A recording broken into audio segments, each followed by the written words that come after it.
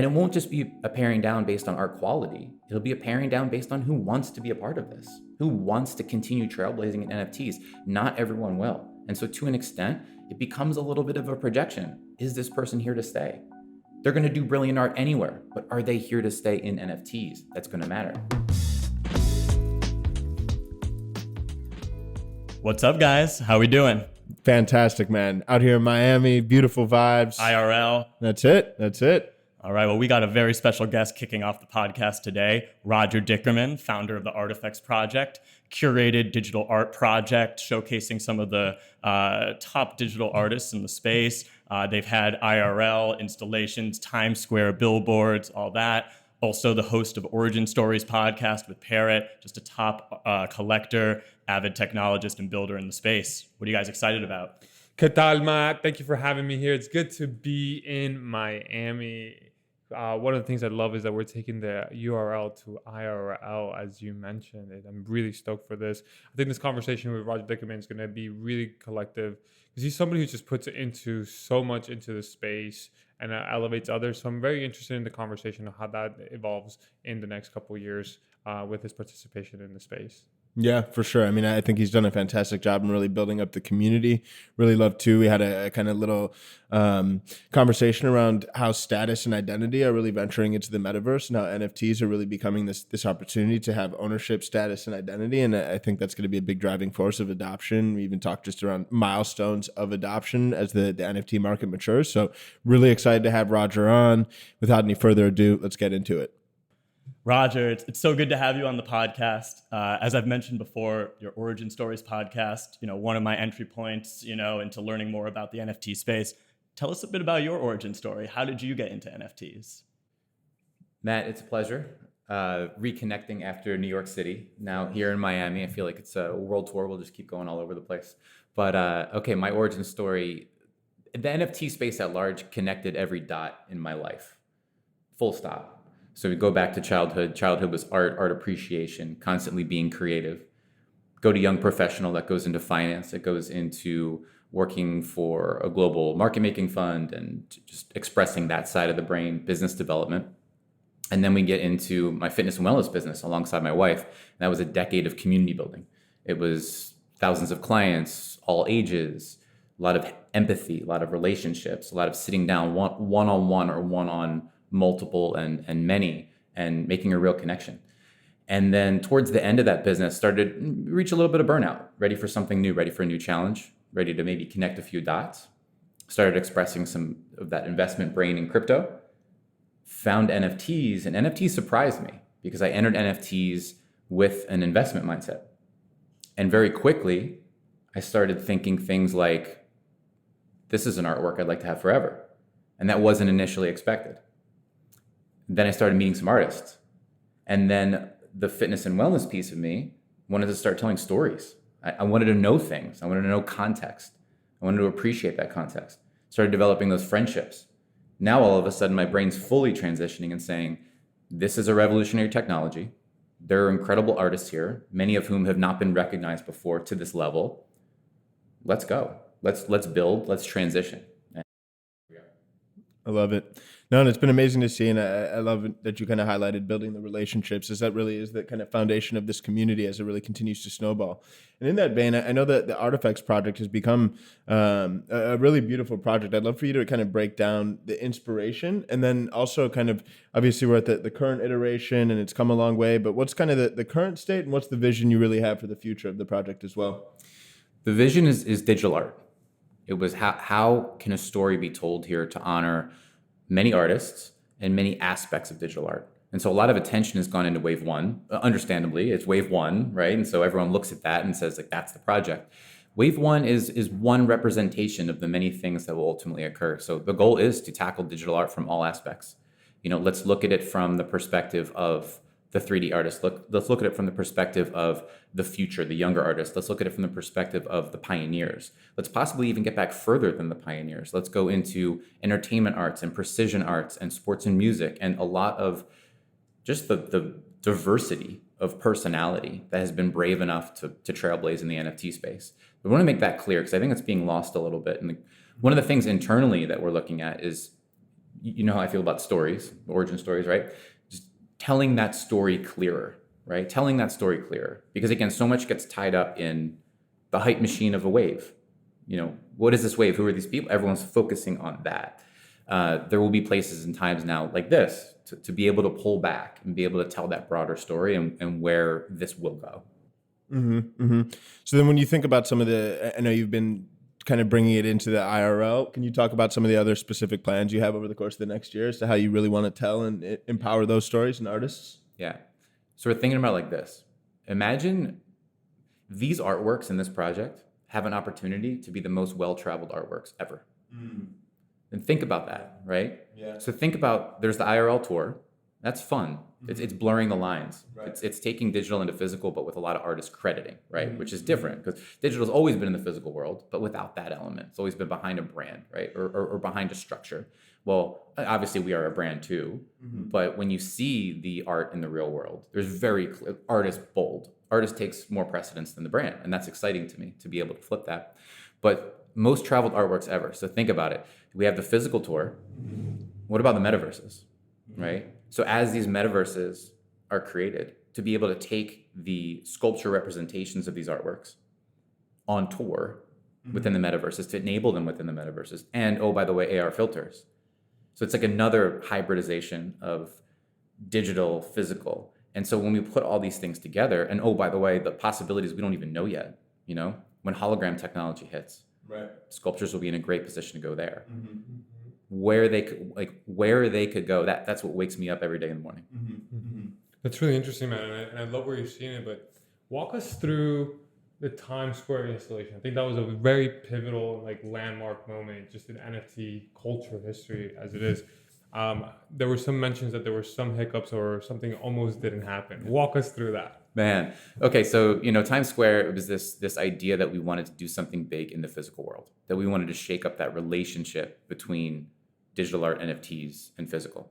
What better place, what better time to do that in Times Square? And so off we go. Okay, so I want to give a shout out here to Animus, Made by Animus, artist collective, furthering the space. We're working with them, they're working with us. It's a beautiful partnership in terms of spearheading a lot of these production events. All right, so working to set this thing up, get there on site in New York, elation, exuberance, and then we get the message that one of the billboards, we had 3 billboards in Times Square, one of the billboards kicked back a few of the artists. One What do you mean by kickback? So essentially said, there are concerns about us showing this art on our billboard, and we would like you to change the footage. So when we got the first message from the first billboard, I personally said, forget it. You either move forward with it, with all the artists, or we lose that billboard. And we still have 2, and we have the Brooklyn Bridge, and we have Union Square, and we have the trucks that are going to be roaming around New York. We're going to be just fine. Then we get the next message.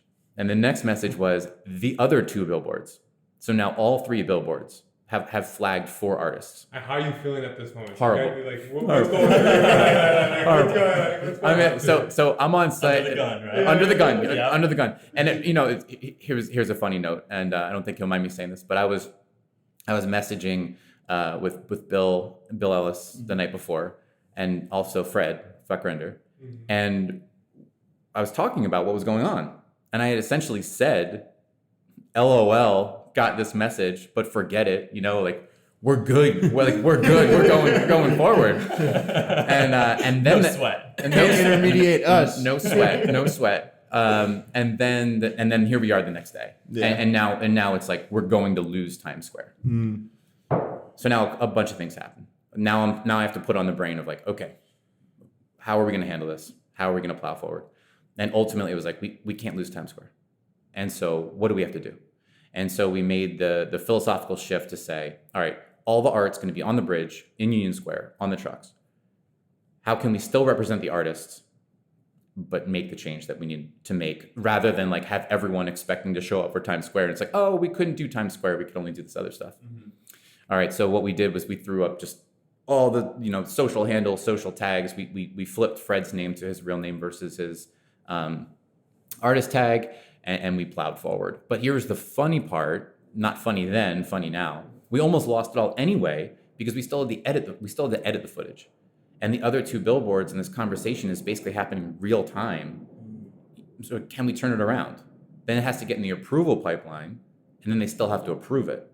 So there's just like this ambient stress all day long as we get those edits in, push it through, are waiting, and then it's like, yes, we're a go. Yeah. I love it. Well, I was on the ground there, straight off the plane. It was great to meet you there. It was great to meet Parrot there, Gavin Shapiro, so many people in the space.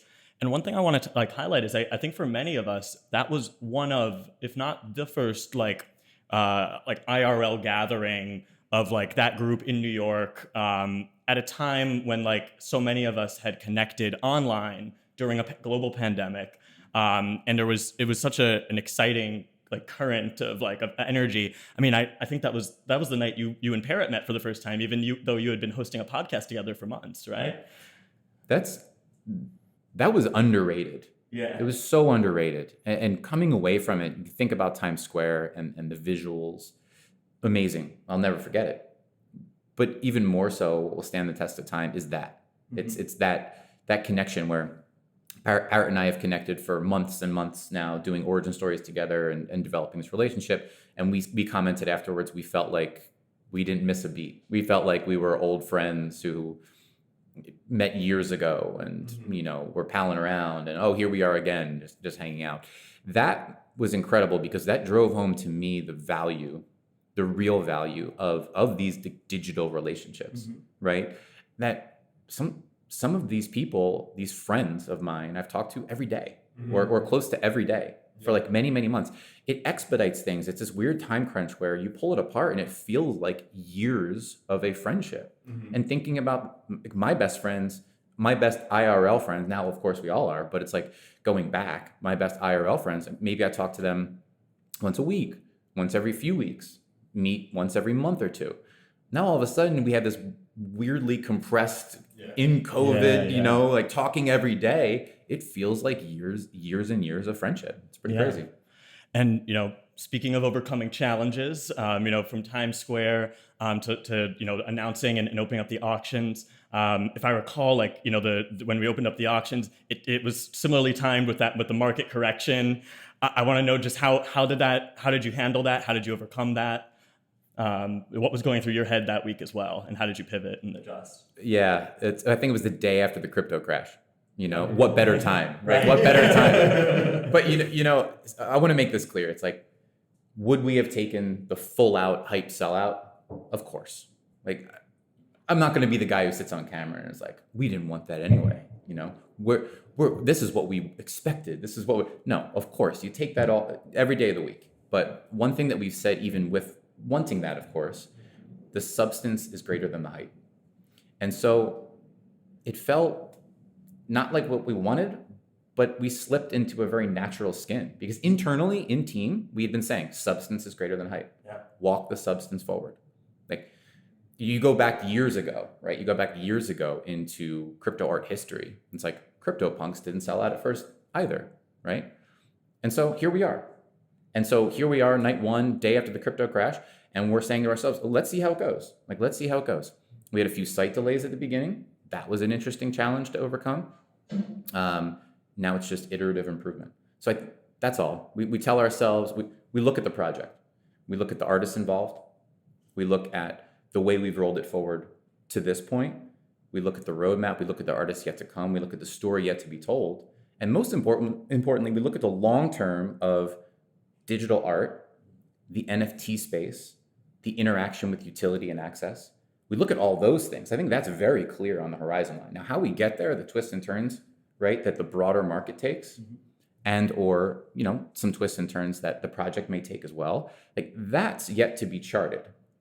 But we know where it's all going, and we want to meet it there, and we believe we will. Yeah, me too. Well, I want to kind of abstract a little bit. I mean, NFTs as a whole are very interesting because when you think even outside pre-NFTs, I think people think about status, identity, and oftentimes ascribe art to that status and identity. Whether they may buy a piece of art because they really like the artist, but there's also this kind of oh, look at this art piece I have. And then same goes for the clothes we wear. And I mean, a lot of things that we do in life oftentimes boil down directly to status and identity.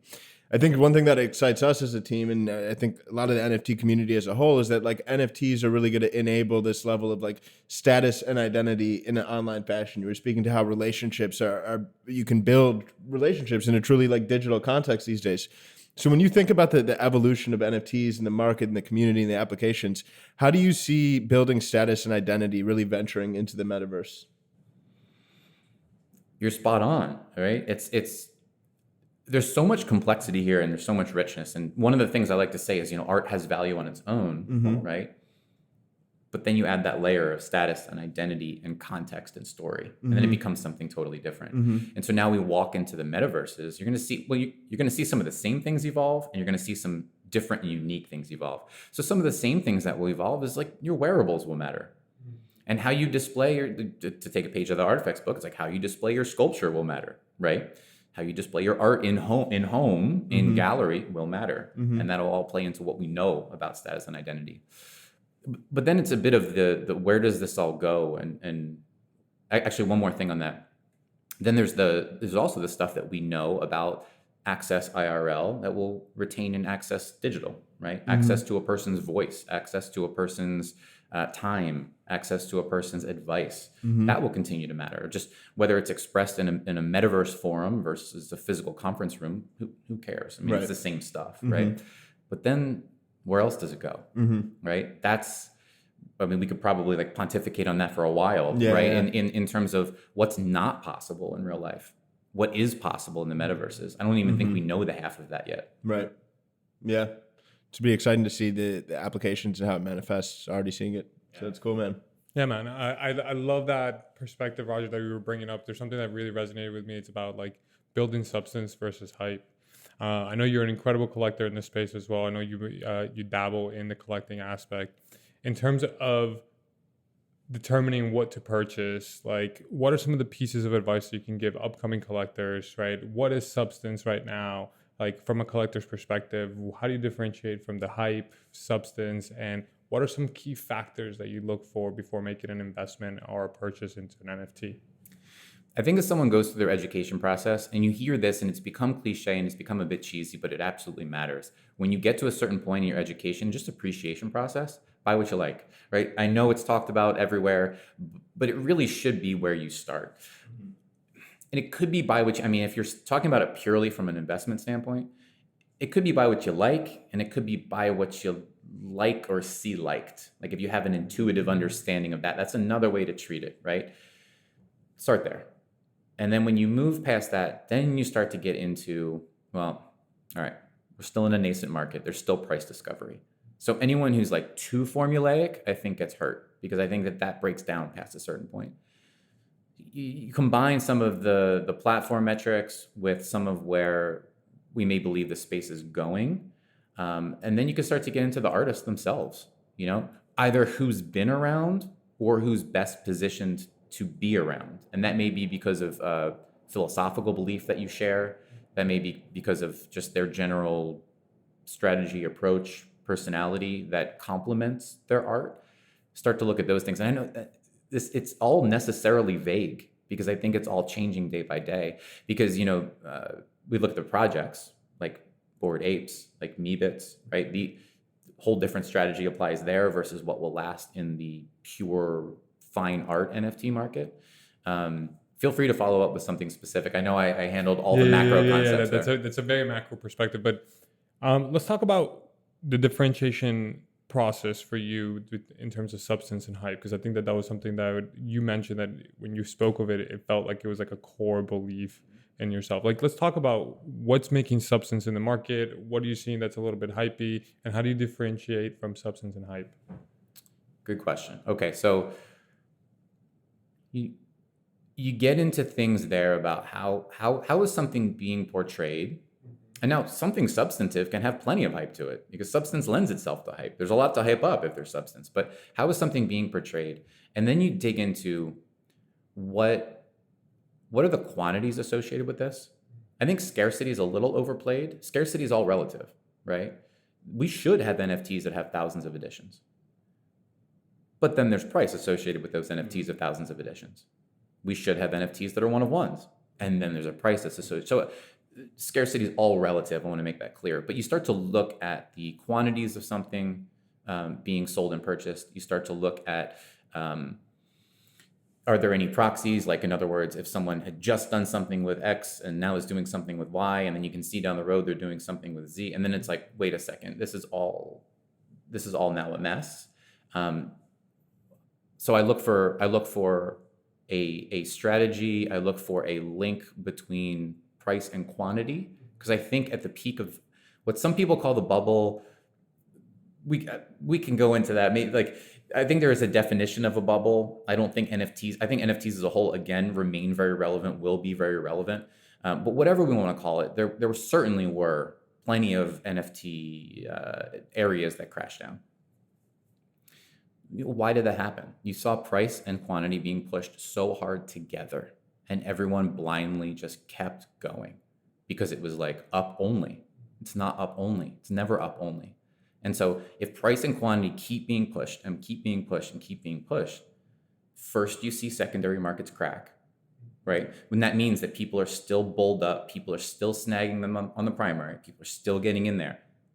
But then what? Then you start to see the cracks form there. The next place the cracks come is the primary. That's what you see next. Then you start to see those prices come down. And it's a natural resettling. So it's just like looking at the health of the marketplace. Mm-hmm. And I think we can get like utopian about it, and we could say the secondary market shouldn't matter, but there are a lot of different types of people that are in this thing. There are people here for solely artistic appreciation. There are people here solely for very cold investment decisions and trading. And then there are people in between. I think it's necessary to see all of this together, see how it interacts, and then go forth. Mm-hmm. And the last thing I'll say there is, because you see some projects, it's like if a project doesn't reach a tipping point of sellout, you lose a gap. And that gap is the flippers and the traders. Flippers and the traders are only going to be in something if they feel that they can make a buck. And so it's like, again, if you don't reach that tipping point that the flipper and trader community says, yeah, we see an opportunity there, they all go away. Mm-hmm. And then now you're left with a different kind of substance, right? Just the appreciation, the vision, that long term. I'll pause there. That's a perfect segue into the question I had for you, because I feel like one thing I really appreciate about you, Roger, is you've always had a very long-term perspective on everything, not only the Artifex project, but also the space, the market, the scene. I know you tweeted something earlier in the week about in the years 2025 and which projects have held their value, have continued to grow. I want to get your thoughts on that, because given that perspective, like, what are some of the artists and projects that you feel are going to hold their value or continue to grow significantly going into the future? It's a great question. I think the answer is either bleak or hopeful, depending on how you look at it, right? I think that, you look back and we can take some lessons from the OG projects, right? So CryptoPunks won the OG battle. They seem to have won the OG battle. It's like 98% that they win the OG battle. Mm-hmm. There's slim chances other projects can pop back up, but really it looks like they have it. That's great, that's great. But what else is there, right? From that time. Now it's a different time. It's still a nascent market, but it's still evolved a lot from then, right? So there probably will be more winners now walking forward than there. But let's take some lessons. Like, let's look at the projects of today and say, yeah, they're not all going to make it. They're not all going to be relevant. So what will be? And I think, you have your contenders. You have your Larva Labs, 2.0, which is Meebits. You have your Bored Apes. You have, and now, like, we have a couple different interpretations of trees and some projects there. Okay, like, that starts to form our, I don't know, call it like a project bucket of like that hybridization of collectibles and rarity traits and all these things. Yeah, what will make it? Mm-hmm. So you have the big brand, which I would classify as Larva Labs. Mm-hmm. You have the upstart community, which would be Bored Apes. We'll have something to talk about 2 weeks from now, and 3 weeks from now, and 5 weeks from now. And we start to look at them all and say what has those lasting traits. Again, vague answers, but it's hard to be too specific because so much is changing real time. Mm-hmm. Totally agree with that. And I know, just to follow up on that, curation lies like at the core of what you do. It's really like the kind of like the heartbeat behind Artifex. And so looking at specifically crypto art or digital art, you know, kind of taking aside from like the collectible space, what are some things that stand out to you there? What trends or you know, what do you see holding value long term there? Yeah, so fine art's always going to have its place. Now, what becomes digital fine art? That's a big question. And I think it's helpful to start breaking it down and categorizing. And it's like, I don't want to get too cold here because there's a lot of emotion there. But we can start to loosely categorize, and we can say, you know, there is OG crypto art, just like there was OG crypto punks, right? The crypto art's different. Crypto art, again, it has more of that heart and more of that story. And you see people like Xcopy, and you see people like Hackatow, and you see people like, I believe, a huge belief in a lot of money. That's going to matter. It's just going to matter. It's the same thing. It's like they are the trailblazers within this NFT space that brought forth a cohesive style and a storytelling, and have walked that forward to present day with consistency along the way. That's always going to matter. We can draw that line through, and they'll become the forefathers of NFTs. And then on down the line, then you see 3D style, and then we see digital sculpting. And we see people starting to separate themselves in the same manner. And past a certain point, it comes down to there are a lot of talented individuals here. There are a lot of incredible artists, a lot of incredible human beings. It's the same as the Xcopies and the Hackatows and the a lot of monies. Who stays here, who evolves their story, who evolves their art, and who embodies that consistency 3, 4, 5 years from now. Let's say we get into another crypto bull cycle. Let's say now, between now and then, there will be a paring down. And it won't just be a paring down based on art quality. It'll be a paring down based on who wants to be a part of this, who wants to continue trailblazing in NFTs. Not everyone will. And so to an extent, it becomes a little bit of a projection. Is this person here to stay? They're going to do brilliant art anywhere, but are they here to stay in NFTs? That's going to matter. Yeah, absolutely love that. And I think you've been speaking to a lot of principles that will really drive continued market evolution and adoption. You spoke to the fact that, and the reality that it's still very much a nascent market, going through price discovery. When you look at kind of the upcoming and next significant milestones in market adoption, market evolution, what are some of the things that come to mind for you? Who is the next collector wave? Right? Who is it? What do you mean by collector wave? Let's give our listeners who aren't in the space like a definition of what a collector wave is. Is there an opportunity for, okay, so we have like these enthusiasts. We have these core enthusiasts now. And again, we get back to the nascent market, and it's still developing. It's the wild, wild west. And a lot of people are very brave, right, to come in here and have that vision and or that fascination. But what happens next? Is there a formalization? Does the traditional art community, does there start to be a bit of a small percentage of the traditional art community that is convinced to then look at NFTs a little bit harder? Do they start to draw their what looks like fine art?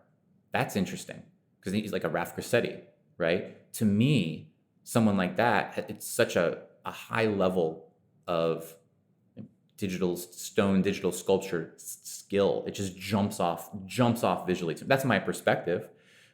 But you could see if the fine art community starts to come over, 5% of it, 10% of it, wants to take a percentage of their art expression and bring that into NFTs and into digital art. What do they see the value in?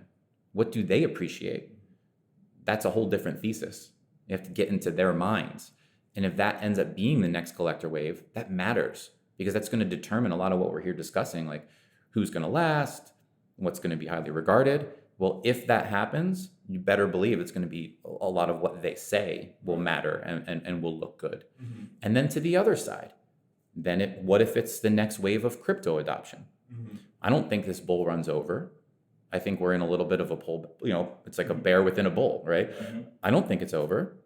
Let's say we resurge here in 1 month's time, 2 months' time, 3 months' time. Let's say then another 5 to 10% of crypto whales start to come into NFTs. You better believe they have a whole different perspective than the fine art community. So what's going to matter to them? Maybe they're interested in, maybe that's the resurgence of the the CryptoPunks again. Maybe they just keep going. Maybe Meebits come back. Maybe they start to look more over there. Maybe look at their Artifex project. Hey, that'd be cool.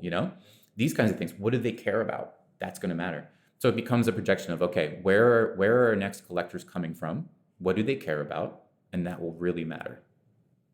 Yeah, man, that's really fantastic. I love everything you're mentioning. I love the passion that you bring into the space, man. I love that the curation and how you want to make others stand up as well. Like, you're definitely with the Times Square project, the New York project. That was really evolutionary.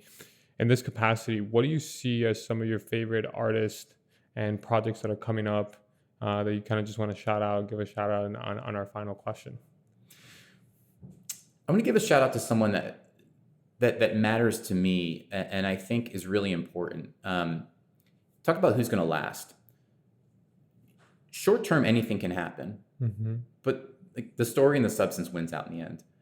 So, someone, for example, who is a trailblazer in his own right, who has influenced a lot of other artists. And in some cases, you may see some of the artists he influenced doing really, really well, right? But Bill Ellis, I want to give Bill Ellis a shout out because this is someone who has been around, has had a storied digital art career prior to NFTs, is here in NFTs. I believe he's here for the right reasons. I think he's just one of the most fantastic human beings in the entire space. Wears his heart on his sleeve, interacts with the community, builds the community, collects, like everything. He's got it all going in spades. Cares, truly cares. How that story plays out, and I've said this to him before, but it's impossible not to recognize. Like, he's giving away free packs of his designs. I could really see that type of a thing. So that's someone I want to give a shout out. It's not a project per se, it's a person, but you see that in different places. Like, if you really just pull back and look at an artist, sometimes you're saying, wow, like just wow. Their history, their now, it's impossible that doesn't get recognized at a higher level in the future. So just a random thought and a shout there. Absolutely love it. Well, Roger, man, thank you so much for coming on. Thank you for everything you're doing for the community. Everybody that's listening definitely needs to look into Artifex.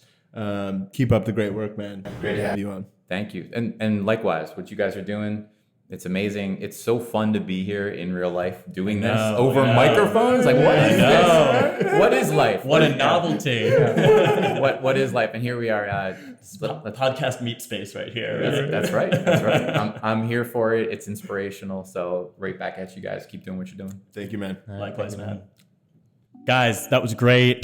Loved having him on. I loved his thoughts on the future of digital art. What stood out to you?